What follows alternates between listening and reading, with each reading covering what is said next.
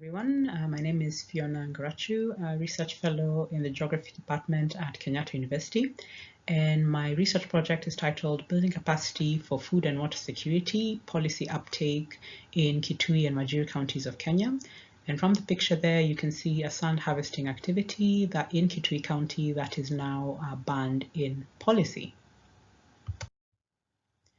Now, my literature for my project focuses on political ecology and more specifically ecological habitus, which is an analytical tool developed to help understand how ecologically relevant practices and perceptions are shaped and help to shape socio-ecological context. In terms of method, I'm doing in-depth interviews with policymakers as well as documentary or policy analysis. And my objectives are threefold. One, to understand the policy environment around food and water security, to investigate the capacity gaps of policy actors, especially at county level, and finally to co-design a small-scale intervention to create institutional memory around food and water security policy.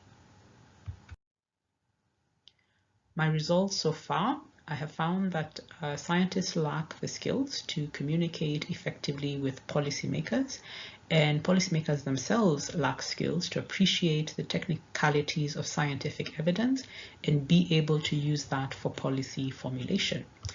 Secondly, there's a lack of policy coherence, not only between national and county level, but also between departments. For example, water department and environment department very often do not speak to each other.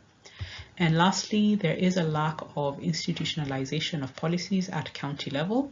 For example, in Kitui, with the advent of a new governor after the last election, one of the big solar projects was halted as this was seen to be a project of the former administration.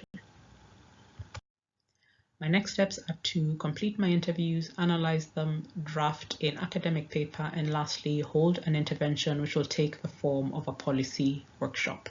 Thank you.